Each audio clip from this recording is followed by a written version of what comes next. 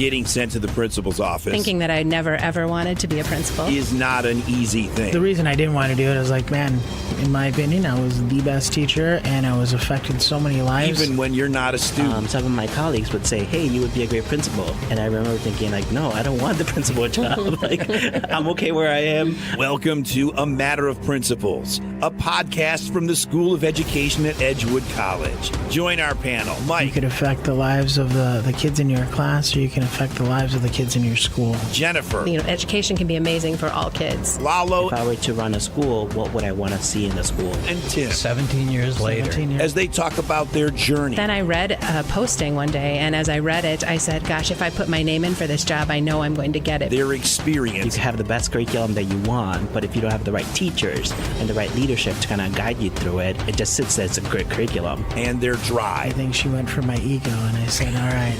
So I said, I'll do it this time, and then soon I had my own school, and I haven't looked back since. To be leaders in education that make a difference. I don't think that I really fully understood beyond that the deeper level of impact that you can continue to have. This is A Matter of Principles. And now your host, Dr. Tim Slecker. Welcome to episode 1 of It's a Matter of Principles. Well, sitting in front of me actually are school administrators who are either practicing principals, have principals licenses, or have even gone further and have added a degree above the principal. And welcome to the show, Jennifer Apodaca, Mike Hernandez, and Gerardo Mancilla. How are you all doing? Splendid. Great. Doing great, thank you. Awesome. Doing good. Jennifer, you're first. You're the first guest on... You're not a guest. Actually, you're one of the main interviewees for this show. It's a Matter of Principles. Well, we'll see how today goes. We'll see how today goes. I might just be a guest. What I'd like to do, though, is just for everybody listening, just give us a short bio. Sure. So I grew up in Wisconsin. I grew up in Manitowoc. Okay. I went to college in Milwaukee. That was a really good time. I did both my graduate and undergraduate work there. This is really fun to be here because I thought I wanted to go into communications to begin with. So sitting here today is like, this is what it could have been. Your dream came true. Right, absolutely. But then I changed my major midway through the game and really said, no, education is where I want to be, have always wanted to be. Let's get it right. Right. Then I went and taught in Waukesha. I was a teacher of kids with disabilities. I worked specifically with kids with intellectual disabilities. Cognitive disabilities is what we said at that time. Right. So special education. Absolutely. Special education is my background.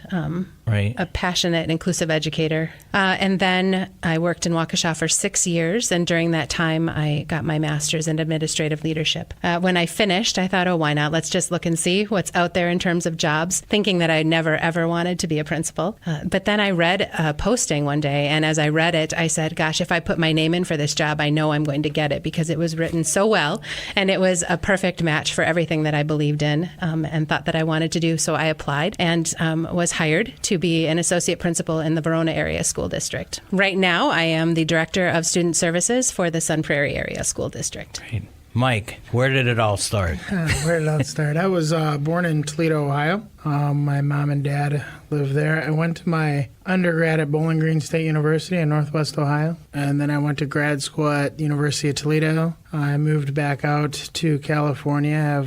I have a bunch of family out in San Diego area and in San Diego, and I worked in San Bernardino, and I finished up, I guess I have 3 master's degrees through Cal State and through University of Toledo. I started my teaching career as an AP government teacher. Oh. Yeah, I hated it. Civics. Yeah, I hated it. I felt that the kids kind of... You hated teaching? What? No, I hated the AP component of it because I felt kids were learning in spite of me. But I taught one class of a reading class. The principal had me teach this reading class because I had a double minor in social studies and English. And I needed to leave early because I coached. And I fell in love with this intervention class. And I went back and I got my master's in special education. So I was a special education teacher for 7 years. In the last 17 years, I've been a principal. Where are you a principal now? I'm a principal at Madison East High School. I've been there for the last 4 years. Previous to that, I was a principal at Sherman Middle School, which is a feeder school, as well as in Madison. I was a principal in South Chicago for a couple years, which was a Waldo Middle School, which I enjoyed. Before that, I was a principal at Mesa Linda Middle School in Southern California in San Bernardino area. So for you, it truly is a matter of principles. Yes, it's 17 You years. have multiple. Now, and our Dr. Gerardo Mancilla, tell us a little bit about your background. So I was born in Mexico. I immigrated to the United States when I was about 6 years old. I grew up on the south side of Chicago. I ended up going to high school there, and similarly, I was to Jennifer, I was interested in video and broadcasting. So during high school, I actually did some of that work. And then I actually got a full tuition scholarship to the University of Wisconsin-Madison, part of the POSSE program. And so that's actually what brought me over here to Madison. And then I did my elementary ed education as an undergrad. I really enjoyed the teaching aspect of it. I went on to get my master's degree. I actually ended up getting 2 masters, one in ESL and bilingual education, and the second one in counseling psychology. And then? So I wanted to jump into the schools right away. Throughout this whole time, I was working with the different school districts in the area. Passion had been bilingual education and multicultural education, and so I decided to go ahead and continue into my PhD program. And I got into the UW-Madison in the curriculum and instruction program. And I really focused on the school-to-prison pipeline to kind of understand what are the different challenges that different schools have and how can we address those challenges. What can we do to help students feel welcomed at school and be able to perform in school as well. And now you are the director of the Ed Leadership Program at Edgewood College. Yes, I was a teacher. After getting my PhD, I became a teacher in the Madison school area. I was a bilingual resource teacher. I then moved on to be a regular education teacher, and I finished as a dual language immersion teacher. And so I really enjoyed the ESL bilingual programming, and that also allowed me to kind of see kind of what I wanted to, my vision and my mission and vision for educational leadership, which was to what I brought into Edgewood College as well. So, Mike, 4 principalships. Before you decided to do it 4 times, when is it that you decided that principal was your future? Well, it wasn't really my decision. I was a department chair in special ed, and it was the day before school started, and I was running some interviews at the district office, and the secretary of the superintendent came in the middle of the interview and said, "Hey, Mr. Van Zee," at the time the superintendent needed to see me. And I said, "I was in an interview." And they said, "No, they need to see you now." Okay. So I excused myself. I went down to the superintendent's office. The board president was in there, and the head principal, Mr. Andrews, was in there. And I'm thinking, what did I do? I sat down, and what they told me was the previous night, a principal at a feeder elementary school was found passed out in a Del Taco parking lot with drugs, and they were releasing him. They were moving the assistant principal in my school to the elementary school, and they were moving me into that principal or assistant principal position. I said no. I was going to say there's no asking involved. Well, I said no, and they told me you get to say no once, and then we'll never ask again. They gave me a little time. I spoke to a few mentors, and they said, the reason I didn't want to do it, I was like, man, in my opinion, I was the best teacher, and I was affecting so many lives. Miss Mitchell, who was another assistant principal, told me you could affect the lives of the kids in your class, or you can affect the lives of the kids in your school. Which one's more impactful? And I think she went for my ego, and I said, all right. So I said, I'll do it this time, and then soon I had my own school, and I haven't looked back since. 17 years later. 17 years later. 17 years later. Jennifer, what about you? I mean, this move from teacher to leadership, principal, assistant principal, I mean, what is it that drove you to make that decision? Mike was kind of cornered and put in a box and said, you're going to do this. I didn't have a choice, man. It's funny, when I think about the whole journey for me, it's been, I follow the rule of 3s. Things have to present themselves to me 3 times, and the first time I hear it, I think it's absolutely ridiculous. but it gets my attention. The second time I hear something, all right, I'll pay a little more attention to it and give it some deeper thought, and know that when it shows up as an opportunity for me the third time, that means I'm supposed to take that leap and I'm supposed to give it a go. It isn't any different with this for me. So it's the rule of threes. So when I was a teacher, I had great opportunities to consistently step into leadership type positions. At the time that I was teaching, we were working on taking the students that I worked with had primarily been at one middle school, and we had 3 middle schools in Waukesha, and we wanted to have inclusive programs for kids with intellectual disabilities at all of the middle schools. And so I was able to be hired to expand into one of our middle schools, and then by the time I was finished, I had been able to be in the other middle school as well, and we had these programs up and running. And not really at the time thinking about what was happening, but there was some pretty significant systems change that was happening through the work that we were all doing together to help kids attend their neighborhood schools. During that time, I had some great mentors that were able to say, this is what you were doing. Like, let's consciously think about how we are shifting how we work and think about students and families within our system. You should really go back and think about your master's. Yeah. It's kind of like where Mike was saying, you can reach more if you take this next step. Well, and I thought, I'll go back for my master's and I'll learn more, but I don't know that I ever figured I would apply. So I thought, this sounds great. But then again, it's that people saying and also beginning to understand the impact that you can have beyond the classroom. I too had a really difficult time thinking about leaving the students and the families that we were working with, because we were making some really great changes and gains and impact on those students and their families and their futures. But beginning to think, all right, let's see what it would be like to be able to start an entire school that has that philosophy that we can make, education can be amazing for all kids. That was what really was tempting to me. It was to be able to think even beyond just students with disabilities, to thinking about all students and equity in a more broad lens. And that's what led to my intrigue in building level administration. So from associate principal, then now director of pupil services, I mean, how many years fully in the administration for you then? 12? 12 years. I should say that with more confidence. Yeah. Yes. 12. 12 and going on 50. Right. Now, so 12 years, 17 years, you two have been at this work, so it's not, something is keeping you there. Is it that story that Mike said, that powerful story when you get from a mentor of saying, yeah, but you can do more? Even me now as the dean of the School of Education at Edgewood College, I started as a 2nd grade teacher and a 5th grade teacher, and I thought I could do no wrong as a 5th grade teacher particularly. 2nd grade was a little bit rough.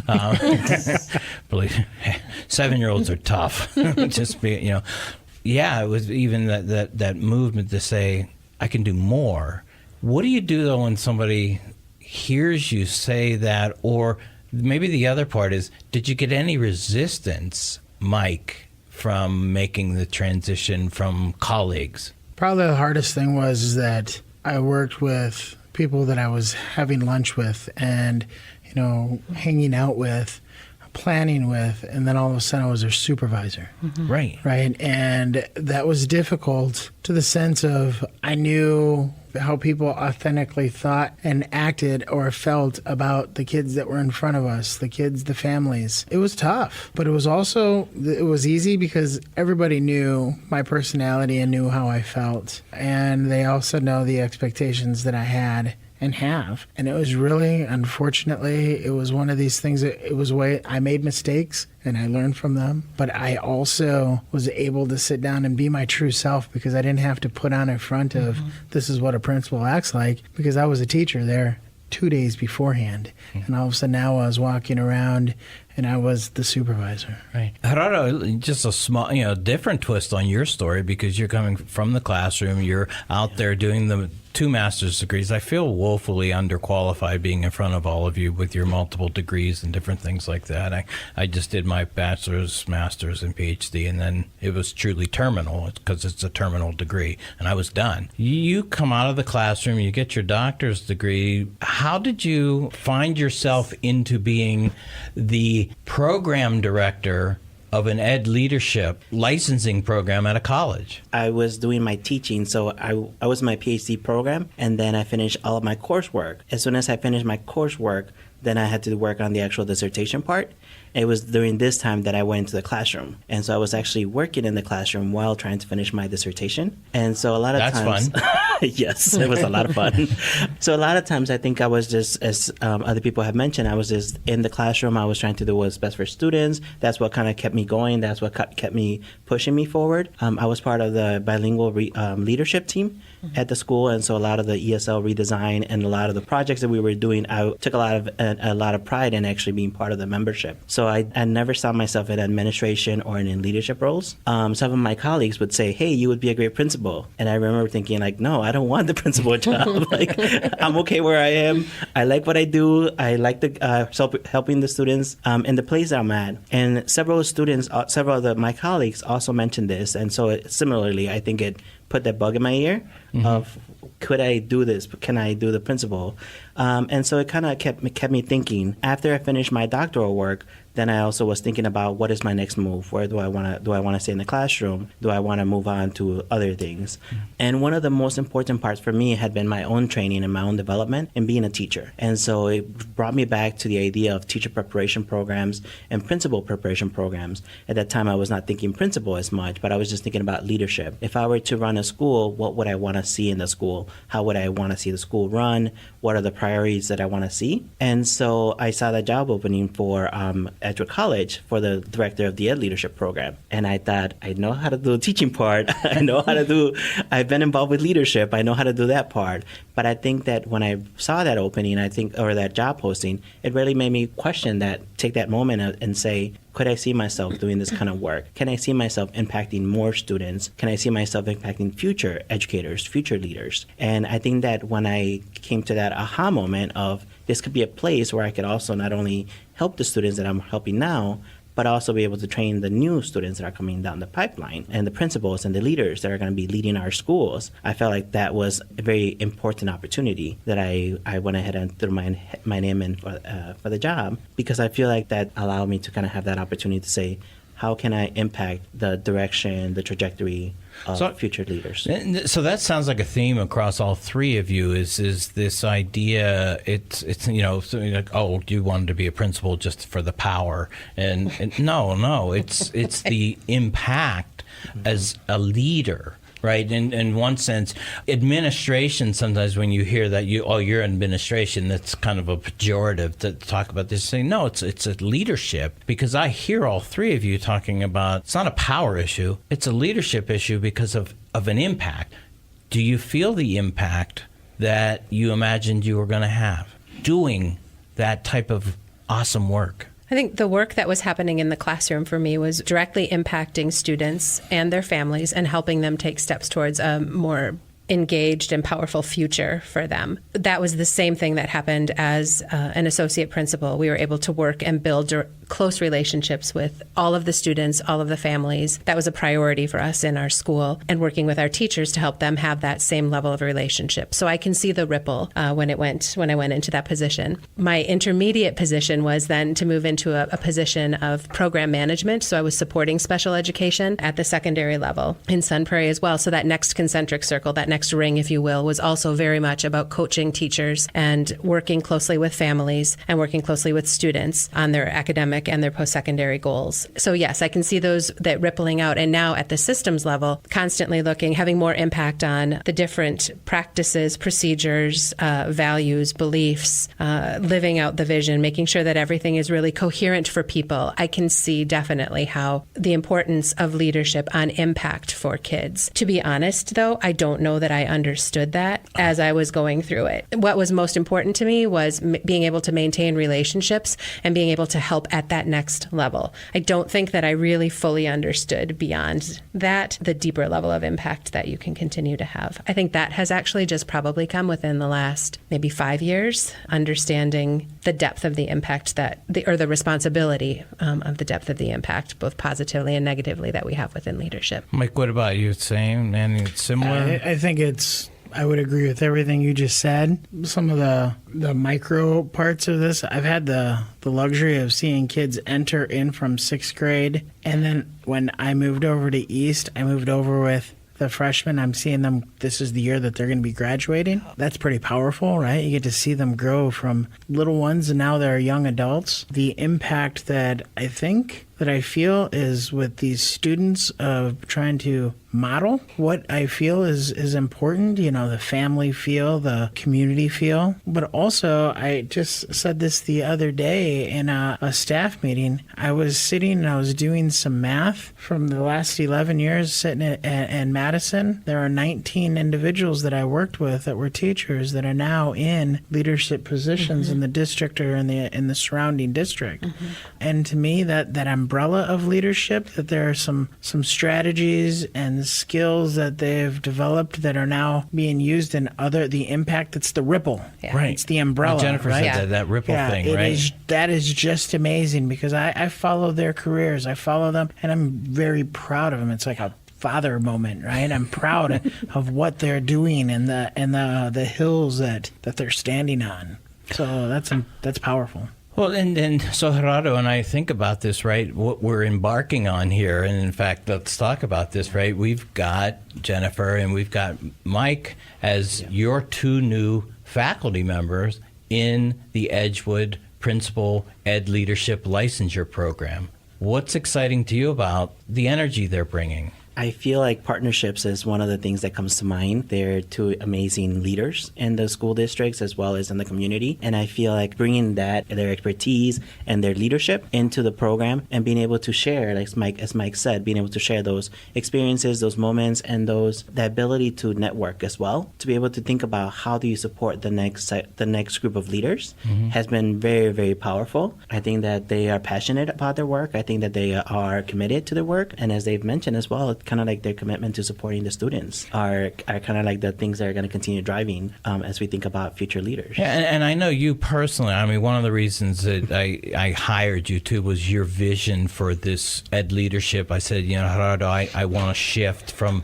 just licensing principals and administrators to having a program that actually was about leadership, that had a heart, and particularly the issues, culture, language, social justice. As we were introducing ourselves, one of the things that I noticed was special education and ESL is two fields that kind of were brought up. And I think about equity kind of being at the background of that kind of work and thinking about how do we serve the students best. So thinking about then how do we take equity, culturally and linguistically responsive leadership, and even thinking about social justice, and how can we bring in those to the foreground in all the work that we do, whether it be to think about how do we support our teachers moving forward in their own professional development, how do we support the families that are coming to our schools, and how we support our communities that are there as well, and thinking about how do we not only talk about the work but also embed that into kind of things that we do every day. Mike? This past year, I was lucky enough to co-teach with you, right? Yes. And it was a curriculum and instruction class, and we tore the curriculum apart,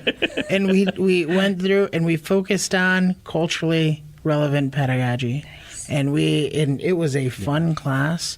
And I'm going to say selfishly, it was a re-energizing class. To me, myself, it made me reflect on what I'm doing. And that was so much fun because we were redesigning everything. We went through and we didn't always agree on stuff, but it was always on what was the best practice, but how was it culturally relevant for the kids in front of us. And when we're talking about kids, these are future principals. Yeah. Well, I'm talking about both. Okay. The kids, like the students, but the future principals that were in there, because they pushed us. Okay. They asked these questions, and then I went back and I started talking with my leadership team about some of the questions that they asked and said, maybe fresh eyes, right? The new eyes. It's that part of professional growth. And it was rewarding on my end, and I know that we helped the students that were in front of us, the future principals, but they helped us just as much. And we were reflective and we adjusted, and I think that's another skill that we demonstrated, saying, listen, we understand, because you asked the question, what do you want out of this class? And it was like putting a ball on a tee, because we had already talked. We're going to make this different. That's a golfing reference, Yes. just in case people don't know. Okay. No, and it was so much fun. It was so much fun. Jennifer, this is going to be your first semester teaching.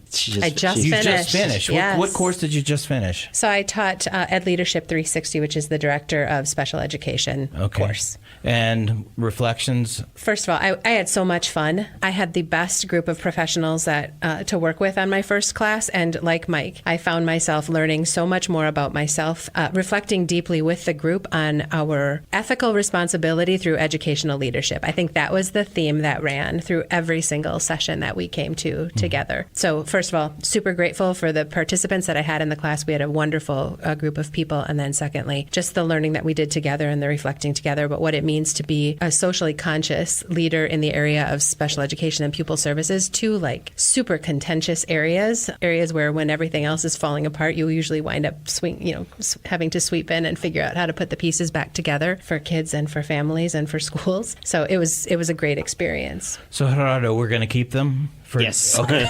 We wanted to continue teaching. In fact, actually, I want to teach with you guys. I'm really curious about how you tore your curriculum apart. I would like that. And it was interesting because the course itself is curriculum planning. Yes. And so one of the push and pulls that we had throughout the whole class is like you could focus, and I think one of the students actually called us out and he said, you could have the best curriculum that you want, but if you don't have the right teachers and the right leadership to kind of guide you through it, it just sits as a great curriculum. And so I think that it was kind of interesting to kind of have that push and pull where we talked about what are the different things that you have to consider as a leader. And curriculum might be one of them, and thinking about culturally and linguistically responsive curriculum, but also then thinking about those relationships. And I think that was another theme that came out a lot. And I pushed on, it's not about curriculum, though. Even CNI, it's not about, it's about instruction. Yep. How do you make them connect the students into what you are teaching?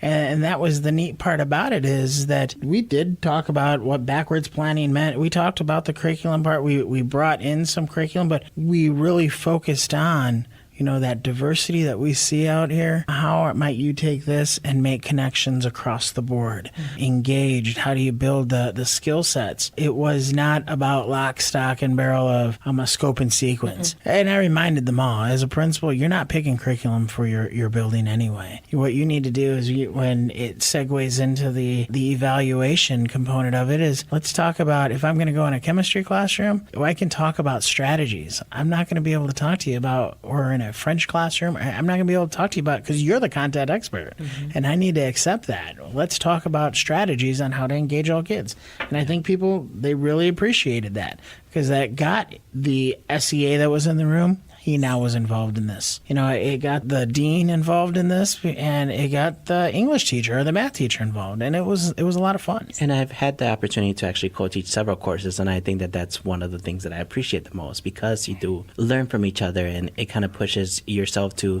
as you mentioned, like learn more about yourself, but also to also think about modeling that for the students as well. Think about this. I keep hearing you all as administrators, you're still talking like teachers. You're talking about teaching. And struck me as something when people make that decision to leave the classroom. You're not leaving teaching.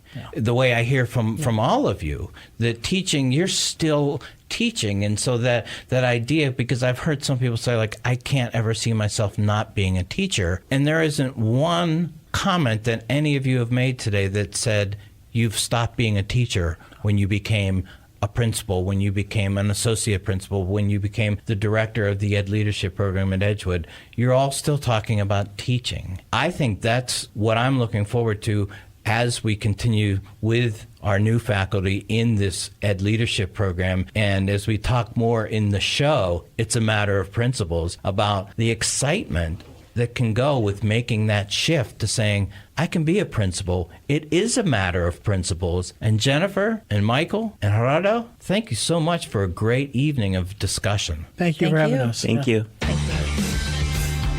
This has been A Matter of Principle. Follow us on Facebook and Twitter. Subscribe to us in Google Play or the iTunes Store. And please join us for episode 2 as our panel's journey continues on the road to being education leaders. A Matter of Principle from the School of Education at Edgewood College.